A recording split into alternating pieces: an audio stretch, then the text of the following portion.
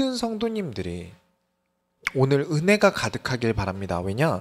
너무 중요한 내용이에요. 뭐 안 중요한 내용은 없겠지만 성경을 좀 아신다면 날 계수함을 가르치사 지혜로운 마음을 얻게 하소서. 이 말은 들어보신 분들이 많으실 거예요. 근데 어떤 뜻인지는 잘 모르실 수 있습니다. 그래서 오늘 은혜가 가득함으로 평생의 지혜가 가득해지시길 축원합니다. 오늘 서론으로 들어갑니다. 시편 90편을 보겠습니다. 오늘 본문이죠. 지혜로운 마음은 뭘까요? 그냥 지혜로우면 지혜롭지 마음이 지혜롭다라는 건 뭘까요? 여기까지 생각을 잘 안 하시더라고요. 제가 인천에 오래 살았어요. 태어나기도 인천에서 태어났고요. 그 뒤로 쭉 인천에서 살았으니까요. 이제 개척을 하면서 이제 부천 와서 살고 있는 것이지 인천에서 계속 살았어요. 근데 인천에 가면 인천터미널 있죠. 인천터미널이 있는데 거기 가면 로데오 거리라는 광장이 있어요. 그곳에 가면 엄청 큰 광장에 동그랗게 있습니다. 뚫려 있어요. 이제 실내 흡연이 안 되니까 그 광장에 사람들이 이렇게 둥그렇게 모여서 담배를 펴요. 요즘에 코로나 시국 때문에 10시가 지나면 다 나오잖아요. 우르르 나와서 그 광장에서 담배를 동그랗게 둘러서 핍니다. 거의 굴뚝 수준이에요. 제가 인천에서 오래 살지 않았습니까? 근데 이렇게 둥그렇게 뚫려 있는 데서 그렇게 흡연을 하는 곳은 전국적으로 흔하지 않아요. 제가 인천에서 오래 살면서 알고 있는데 인천에서 어떤 친구들이 그 구월동 가서 놀고 아니면 부평 가서 노는지 잘 알고 있어요. 주로 이 로데오 거리에서는 좀 내일이 없는 20대 친구들이 많이 와서 놉니다. 좀 생각하기를 좀 그만둔 친구들이에요. 이렇게 말하면 누군가는 기분 나쁠 수 있는데 전부 그렇다는 게 아니라요. 이게 인천 토박이라서 아니까 말씀드리는 건데 많은 사람들이 그런 사람들 주류로 옵니다.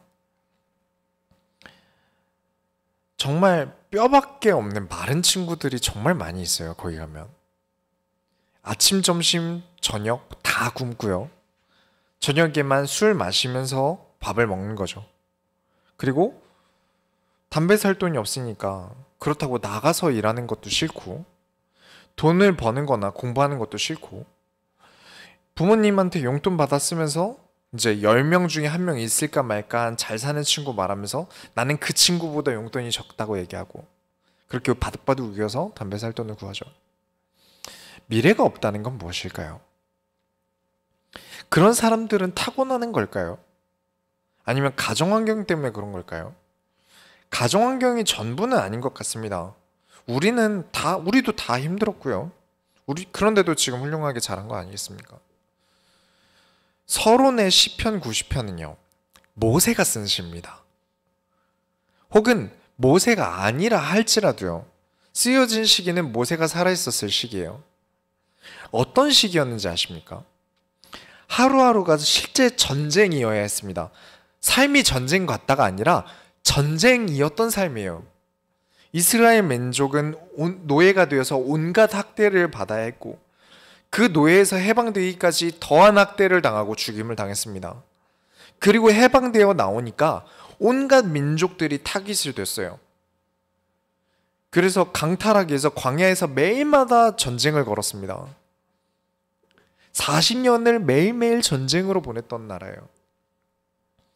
전쟁이라는 죽음은 사람을 피해갑니까? 나쁜 사람만 죽이면서 지나가나요?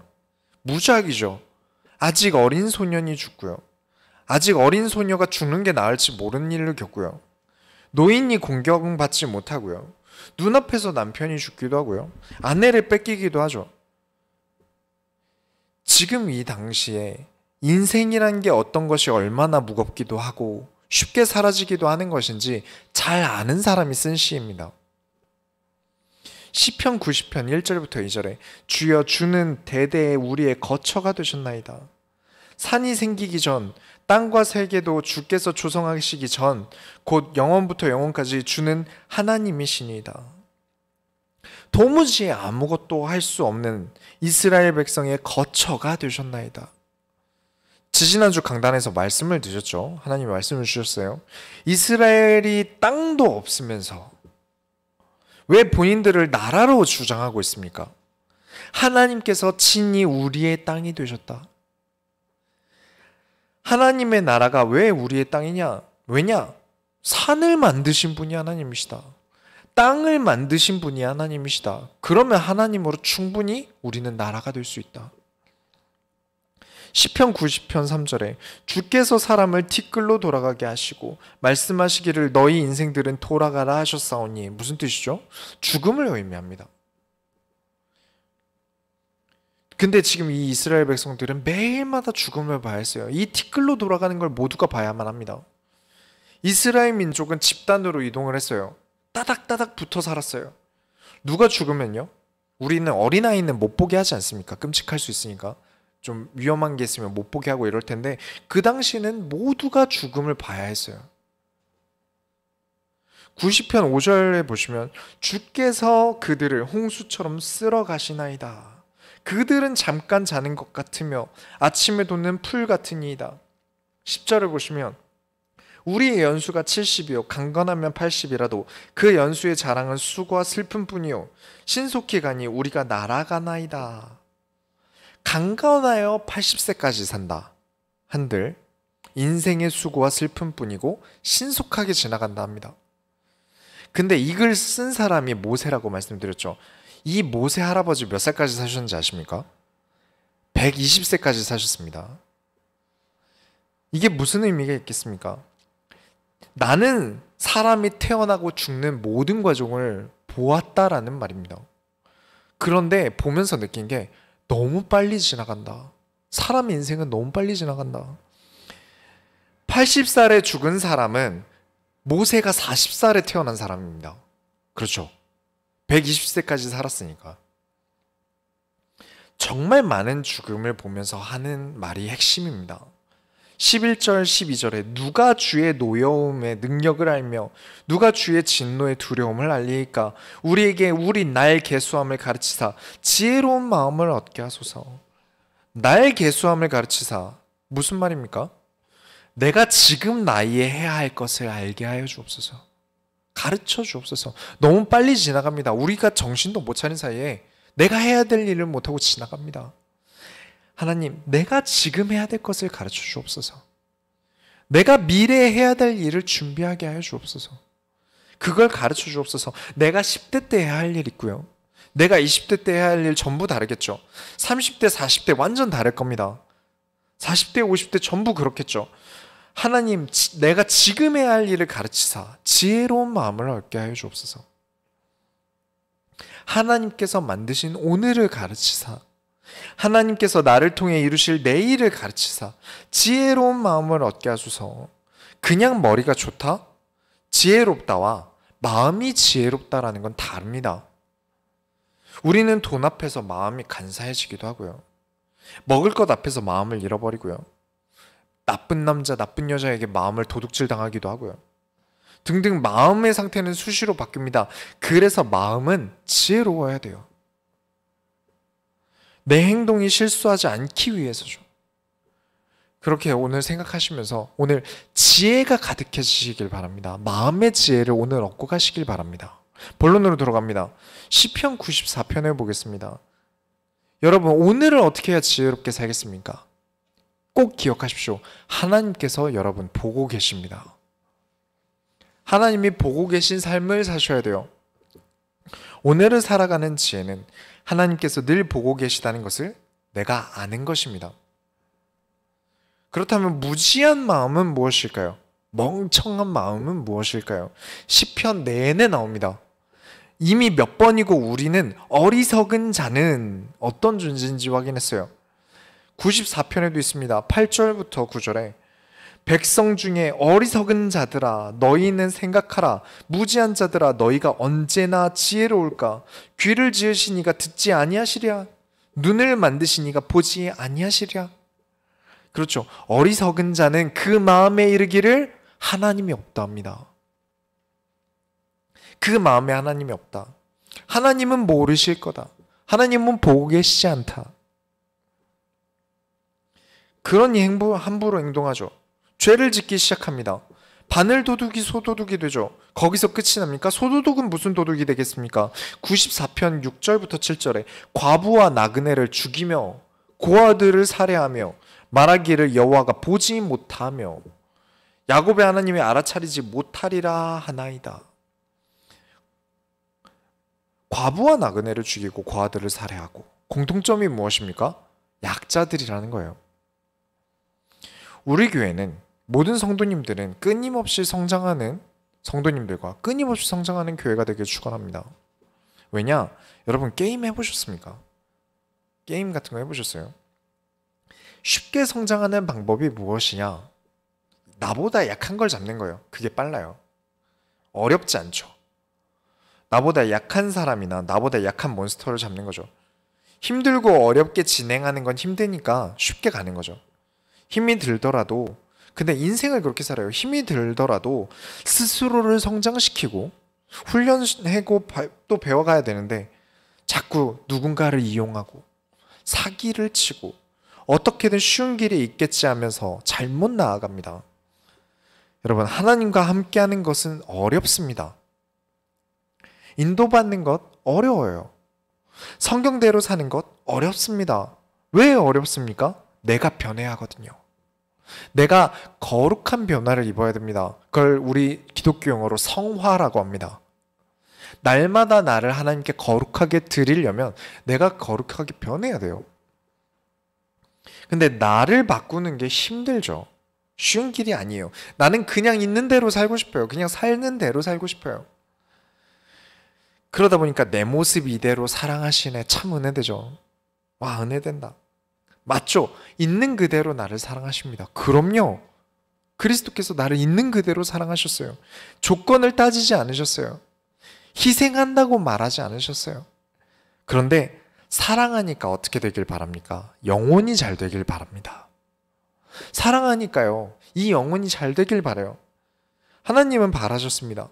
왜냐? 그래야 범사에 잘 될 테니까요. 그런데 내 영혼의 잘됨은 방법이 하나밖에 없습니다. 하나님의 말씀밖에 없어요. 성경밖에 없습니다. 나를 변화시키는 건 이것밖에 없어요. 그런데 하나님의 말씀을 버리면 어떻게 됩니까? 94장 11절부터 12절에 여호와께서는 사람의 생각이 허무함을 아시느니라. 여호와여, 주로부터 징벌을 받으며 주의 법으로 교훈하심을 받은 자가 복이 있나니. 이 말을 생각은 허무하니까 여러분 생각이라는 거 하지 마십시오 라고 말씀드린 게 절대 아니에요. 성경을 그렇게 보시면 안 됩니다. 하나님과 함께 하지 않는 생각은 허무해집니다. 당연한 거예요. 우리는 죽음 이후에 천국에 대한 소망과 나의 인생의 기록으로 하나님을 만날 날을 기대합니다.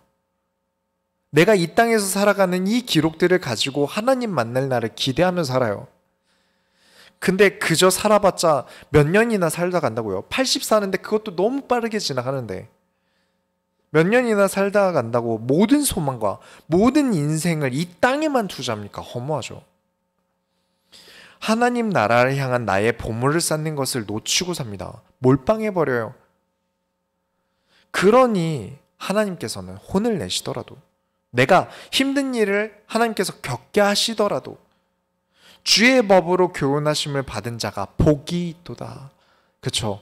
내버려 두신 것보다 힘든 일 겪고 어려운 일을 겪더라도 그래도 하나님의 손에, 하나님 손때를 타는 내가 복이 있는 겁니다.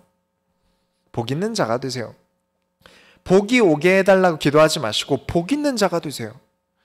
하는 일마다 잘 되는 복을 바라지 마시고 하나님이 늘 지켜보고 계시다는 것을 믿으며 살아가세요. 왜냐? 14절에 여호와께서는 자기 백성을 버리지 아니하시며 자기의 소유를 외면하지 아니하시리로다. 내가 하나님의 소유가 되면 됩니다. 그럼 하나님이 외면하지 않으세요. 하나님께서 보고 계심을 아는 오늘을 사는 마음의 지혜가 여러분에게 가득하시길 바랍니다. 두 번째로 시편 104편에 내일을 어떻게 해야 지혜롭게 살겠습니까?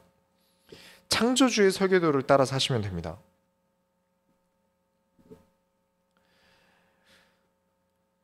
미래를 살아가는 지혜는 창조주께서 설계하시고 인도하시는 대로 따라가는 것입니다. 최근에 우리나라 역사 공부도 좀 해보고요. 어떤 사건들이 있었는지 유튜브도 좀 보는데 복잡하더라고요. 역시 정의롭게 살려면요, 힘이 있어야 돼요. 힘이 없으면 바로 짓밟히게 돼요. 그런데 힘을 가지려면요, 정의로울 수가 없어요. 우리 최근 근대 역사를 보니까 그렇더라고요. 그래서 뭔가 해내려면 누군가가 죽어야 되는 상황이 된다는 게 참 슬프더라고요. 그래서 이런 생각을 하게 됐습니다. 만일 내가 나중에 아이를 낳으면 당장 내가 내 자식을 위한 세상을 바꿔주거나 열어주진 못하더라도 내가 내 자식이 헤쳐나갈 세상만큼은 똑똑히 배워서 가르쳐야겠다, 이 생각이 들어서 좀 역사 공부도 더 하게 된 것 같아요. 그리고 그 마음으로 늘 배우고 살자라는 생각이 들더라고요. 104편 24절을 한번 보겠습니다. 여호와여, 주께서 하신 일이 어찌 그리 많은지요. 주께서 지혜로 그들을 다 지으셨으니 주께서 지으신 것들이 땅에 가득하느니라. 우리 교회 새가족 교제에 있는 내용입니다만 또 생각해 보세요. 꼭 생각해 보시기 바랍니다. 제가 바둑을 동네에서 잘 두는 어른이랑 둔다고 해봅시다. 저는 그냥 짝 맞추기 정도밖에 할 줄 몰라요. 그럼 누가 이기겠습니까? 바둑을 잘 두시는 어르신과 제가 하면요, 당연히 제가 지겠죠. 그런데 이세돌 같은 엄청난 프로가 옆에서 훈수를 더 준다면 어떻게 될까요? 자, 여기다 두세요, 여기다 두세요, 가르쳐준 대로만 둬요, 이런 식의 훈수를 둔다면 누가 이길까요? 제가 이기겠죠. 하나님께서 내 인생에 훈수를 두고 계십니다. 그걸 따라가는 게 내일을 사는 지혜로움이요. 당장 모르지만 내가 여기 왜 두는지 난 잘 몰라요. 제가 그걸 잘 두면 이세돌이겠죠. 근데 저는 모르겠지만 그 훈수를 따라 둔다면 이기겠죠. 여러분이 그렇게 이기셔야 합니다. 하나님은 우리에게 다 알려주고 계세요. 그때가 언제입니까? 지금 여러분이 드리고 있는 이 예배 시간이에요. 하나님께서 내 평생을 두고 다 알려주시기에는 너무 방대해요. 성경만 해도 두께가 이만해요. 너무 방대한 내용이에요. 그걸 그래서 하나님이 일주일치로 나눠서 알려주십니다. 그게 오늘 예배 시간이에요. 이 예배는요, 오늘 그냥 은혜 잘 받고 갔다, 아 감사하다, 물론 너무 중요합니다. 이 자리에서 하나님께 마음껏 예배드리면서 하나님을 사랑하는 마음을 가득 가지셔야 돼요. 하지만 거기서 끝나라고 있는 게 아닙니다. 그럼 교회 생활이죠. 신앙생활이 아닙니다. 이것을 가지고 일주일을 살아가셔야 합니다. 여러분, 내 지혜로 살기는 너무 어려워요. 세상이 진짜 힘듭니다. 그렇다고 배우지 않고요, 노력해보지 않고 하나님이 알아서 해주실 거야 라고 내버려 둔다면 하나님이 정말 나를 위해 일하실 때 내가 모르고 지나가요. 나의 무지함으로요. 사람들이 하나님이 지으신 대로 살아가면 얼마나 좋을까요? 이 세상 천지만물을 하나님이 지으신 대로만 살아간다면 얼마나 좋을까요? 성경대로 살아간다면 아무 문제 없을 텐데요. 그게 참 아쉽습니다. 이 시편 104편은요, 하나님께서 얼마나 크신 하나님이신지 그 장관을 보여줍니다. 1절부터 보면 여호와는 존귀로 권위로 옷을 입으셨다. 하늘을 휘장같이 치셨다. 바람을 자신의 사신으로 삼으시고 불꽃을 자기의 사역자로 삼으셨다. 이런 하나님에 대한 찬사가 가득한 시가 104편입니다. 누가 이걸 할 수 있겠습니까? 하나님만 하실 수 있는 일이죠. 이게 35절까지 있어요. 길어요. 하나님에 대한 이만큼의 칭찬을 여러분이 지금 하라면 하실 수 있으시겠습니까? 그것도 지금 이 시를 쓴 사람은 교회를 보면서, 성전을 보면서 쓴 시가 아닙니다. 세상을 보면서 쓴 시예요. 세상이라는 것은요, 그냥 보면 모릅니다. 바람이 불면 부나보다, 새가 오면 새가 우나보다, 그렇게 살게 돼요. 꽃을 사러 갈 일이 생겨서 이제 꽃을 사러 갔는데 꽃집에 들어갔어요. 그래서 꽃집을 하시는 권사님이 장미꽃을 정말 예쁘게 잘 포장하시니까 들어오는 손님마다 아 너무 예쁘다, 아 나도 장미 좀 받고 싶다, 다 이렇게 얘기를 하시는 거예요. 오는 손님마다. 누가 저에게 이렇게 꽃을 선물로 준다면 저는 좀 처치 곤란한 물건일 거예요. 저에게 준다면요. 그래서 이게 받고 마음은 감사하지만 이게 처치 곤란해서 좀 곤란에 빠질 텐데 여성분들에겐 정말 다른 의미가 있나 봅니다. 여러분이 살아가는 삶에 하나님이 보인다면요. 여러분의 인생에 하나님이 보인다면 일주일을 살아가면서 디테일하게 하나님과 함께 하려고 한다면 모든 순간순간에 보일 겁니다. 하나님이 함께 하시는구나. 바람이 불어도요. 여기서 하나님 나와 함께 하시는구나. 하늘을 보는데 하나님이 세상을 만드셨구나. 정말 말씀 살아가면서 정말 말씀이 이렇게 성취되는구나 라는 깨달음이 매주 있다면 여러분 35절이 뭡니까? 100절, 2000절 계속 하나님에 대한 찬양이 끊어지지 않을 거예요. 여러분 삶에 가득할 것입니다. 가축을 봐도 풀을 봐도 새들을 봐도 하나님이 나와 함께 하신다. 해가 돋는 걸 보니 하나님이 나와 함께 하신다. 달이 뜨는 걸 보니까 하나님이 나를 지켜주신다. 사람을 만나도 하나님이 지금 나와 함께 하시고 계시고 나를 지켜주고 계시는구나. 이 눈을 뜨지 않으면요. 미래가 어두워요. 깜깜합니다. 어떻게 살아갑니까? 태어나지 않는 게 나을까 싶을 정도의 인생의 미래는 어둡습니다. 저희 부모님의 세대가 독재의 시대를 사셨다면 지금은 정직한 노력으로 신분 상승이 불가능한 시대를 살고 있어요. 다 어둡고요. 다 암울해요. 유튜브 보면 성공 사례 많던데요, 목사님? 아, 그렇죠. 많죠. 그런데 전부 다 보면요. 목숨을 걸고 나무 판자 하나 끌어안고 바다로 뛰어내린 겁니다. 그러다 잘 돼서 잘 흘러가서 신대륙에 도착을 하거나 아니면 바다에 빠져 죽는 거고요. 목숨 걸고 사업을 하는 거예요. 그래서 오죽하면 성경에서 바다라는 표현은요. 맑은 에메랄드빛의 예쁜 바다를 설명하지 않습니다. 성경에서 바다라는 단어는요. 어두움을 표현할 때 사용합니다. 이 성경이 써질 때 바다에 등대가 있었겠습니까? 정말 아무 빛도 들어오지 않는 깜깜하고 먼 바다. 들어가면 못 나올지 모르는, 거기서 죽을지도 모르는 그런 위험한 곳, 그곳이 바다였어요. 우리 인간의 삶은 그런 바다에 표류하는 인생입니다. 그런데 하나님이 이 바다에 한 가지를 얹으세요. 이사야서 11장에 물이 바다 덮음같이 여호와를 아는 지식이 세상에 충만할 것임이니라. 여호와를 아는 지식 충만할 것입니다. 근데 물이 바다를 덮었대요. 무슨 말일까요? 그 어두운 바다에 우리의 어둡고 컴컴한 미래에 하나님이 물로 덮으셨다. 무슨 말일까요? 바다도 물 아닙니까?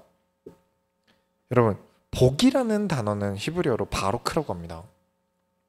여기서 파생된 단어가 베라카예요. 점 하나 차이예요. 무슨 뜻이냐면 샘물이라는 뜻입니다. 여기서 단어 하나가 또 바뀝니다. 베레카라고 점 하나 바뀌면 베레카가 돼요.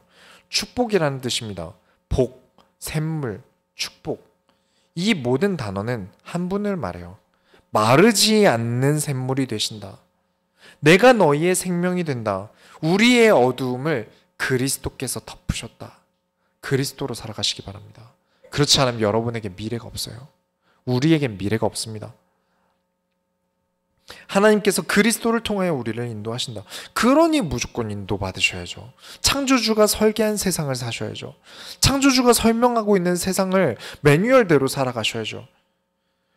하나님이 나의 미래를 이끌고 가시는 것을 내가 따라가지 않는 건 너무 큰 손해입니다. 세 번째로, 여러분 고난당할 때 어떻게 해야겠습니까? 하나님께 항복하시는 마음의 지혜가 있게 쓰시기 바랍니다. 고난을 당할 때 혹은 지난 힘들었던 일들, 상처가 되는 일들, 지울 수 없는 내 마음의 멍이 생긴 일들을 여러분은 어떻게 하십니까? 생각할수록 아픈 일들은 어떻게든 덮어두려고 하죠. 사람은 사람으로 있는다면서 사람들도 만나고요. 이 시편 105편은 창세기부터 모세 때까지의 이야기를 담은 시예요. 105편 17절부터 19절을 제가 읽겠습니다. 그가 한 사람을 앞서 보내셨으며 요셉이 종으로 팔렸도다. 그의 발은 착고를 차고 그의 몸은 쇠사슬에 매었으니 곧 여호와의 말씀이 응할 때까지라. 그의 말씀이 그를 단련하였도다. 하나님께서 이 이스라엘 민족이 위기가 왔을 때 요셉이라는 사람을 애굽이라는 강대국, 이집트, 4대 문명이 있는 이집트에 보내셨어요. 그런데 장군으로 보내셨습니까? 왕으로 보내셨나요? 아닙니다. 종으로 파셨습니다. 상식적으로 이해가 되십니까? 초인, 마블 히어로, DC 히어로, 아니면 뭐가 됐든 엄청 강력한 힘을 줘서 보내도 모자랄 판에 종으로 보내세요. 말이 됩니까? 여러분이 겪는 일들은요, 다 요셉의 종됨과 같아요. 우리에게 족쇄가 되는 일들이 가득하죠. 흑역사란 건 그런 거니까요. 저도 당연히, 누구나 당연히 감추고 싶은 과거라는 게 있는 거니까요. 그래서 제발 누구도 모르길 바라는 내 과거 때문에 괴로운 날을 보낼 때도 있고요. 어차피 이렇게 된 거 막 살자는 사람들도 많이 있고요. 여러분의 족쇄, 여러분의 쇠사슬을 푸는 방법이 있습니다. 말씀이 응할 때 그 많은 힘든 일들로 여러분이 다 단련되었을 때 그때 풀립니다. 노예가 뭘 압니까? 대학은 나왔습니까? 황족 교육은 받아야 되는데요. 아니죠. 노예입니다. 그랬는데 21절부터 22절에 그를 그의 집의 주권자로 삼아 그의 모든 소유를 관리하게 하고 그의 뜻대로 모든 신하들을 다스리며 그의 지혜로 장로들을 교훈하게 하였도다. 지금 힘든 생활이, 지금 고난에 묶여 있을 때 여러분은 더 나아가고자 하셔야 됩니다. 이게 황족 교육보다 훨씬 낫고요. 이게 서울대 가는 것보다 훨씬 더 큰 교육이 됩니다. 더 하나님 말씀으로 나를 성장시킬 때입니다.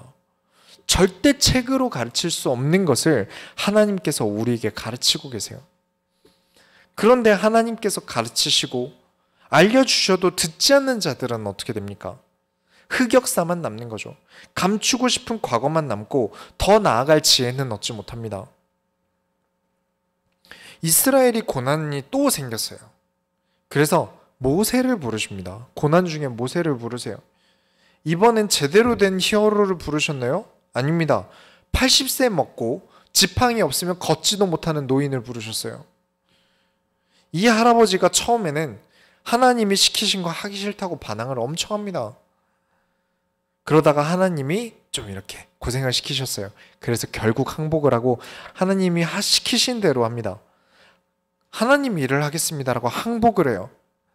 그리고 이 모세를 통해서 이스라엘을 해방시키려고 하는데 이집트 민족들이 말을 안 들어요. 이집트 왕이 말을 듣지 않습니다. 하나님이 보내라 하셨다라고 하나님의 말씀을 전달했는데도 하나님의 말씀을 듣지 않습니다. 항복하지 않아요.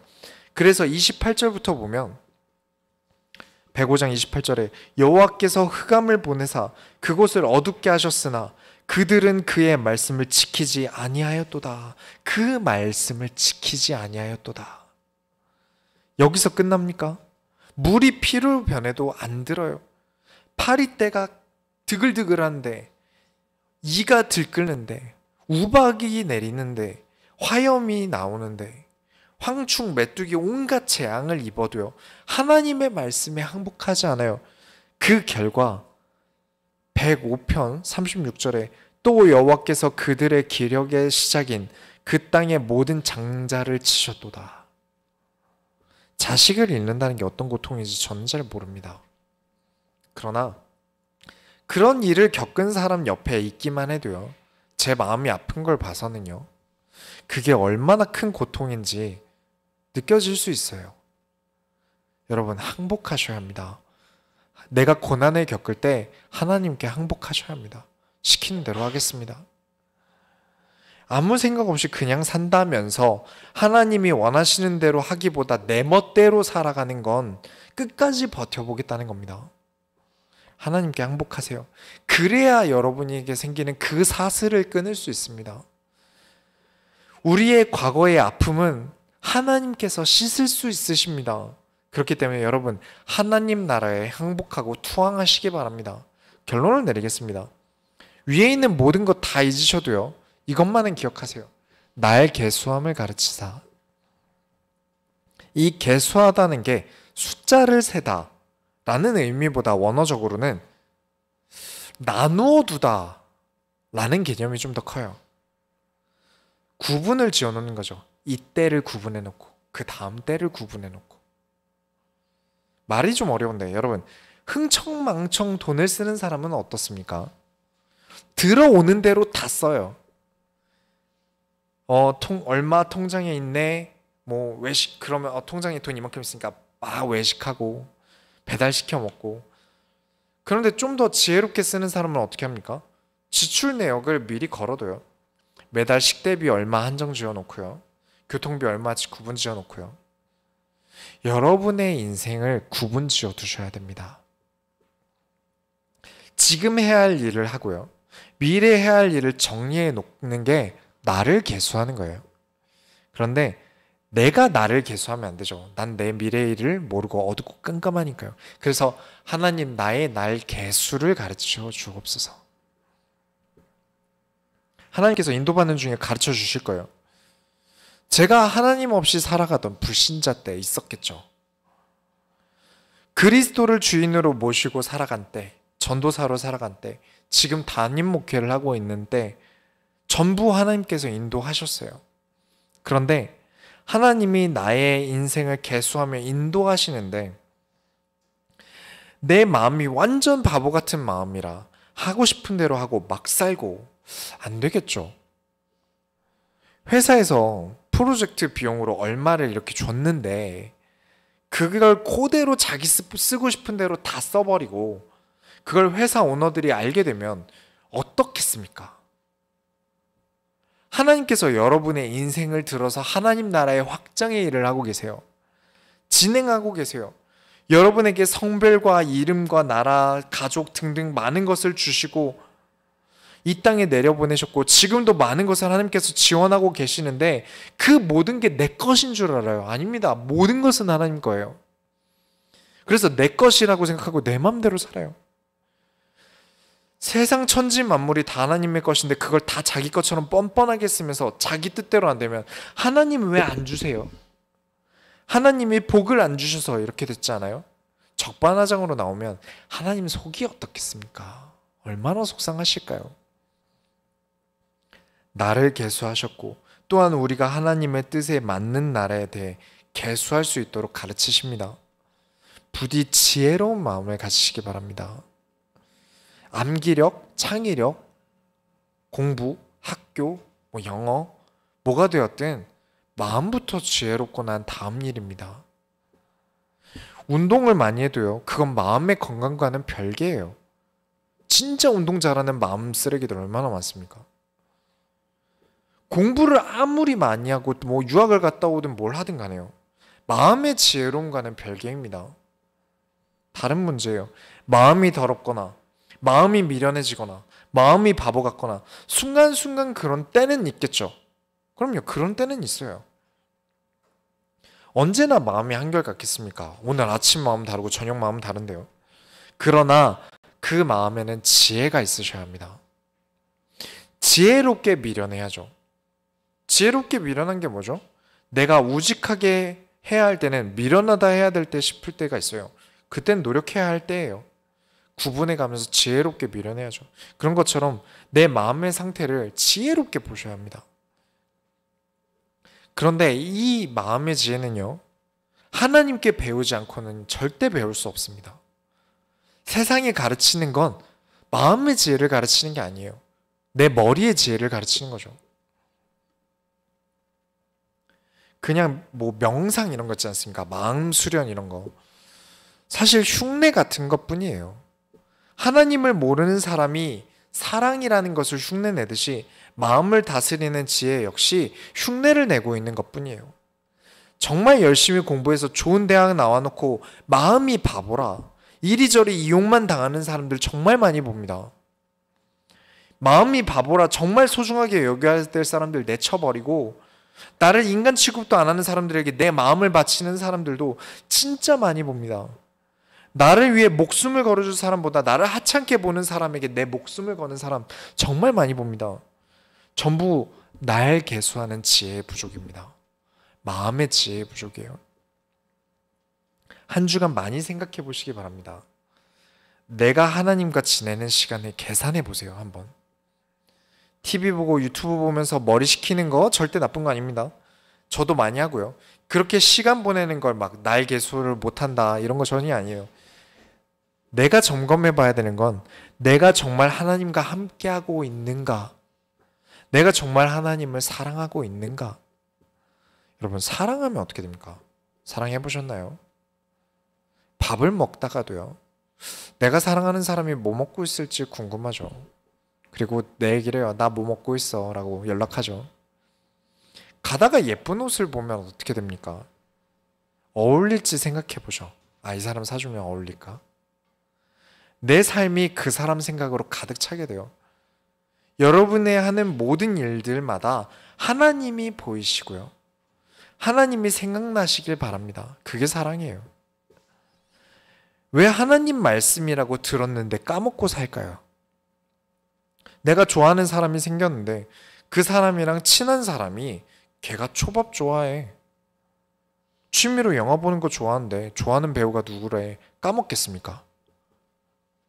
안 까먹을걸요. 한 번 들으면 절대 안 까먹을 거예요. 내가 좋아하는 오빠야가, 누나야가 좋아하는 게 뭔지 들었는데 까먹겠습니까? 하나님이 좋아하시는 것, 하나님이 원하시는 것을 듣고도 잊고 산다는 거 생각해 보세요. 내가 정말 하나님을 사랑하는지. 그렇게 하나님과 깊은 사랑에 빠지셔서 나를 계수하시고 마음이 세상에서 가장 지혜롭게 되는 모든 소원께 성도들이 되시길 축원합니다. 우리가 하나님의 소원을 이루어드립시다. 하나님 감사합니다.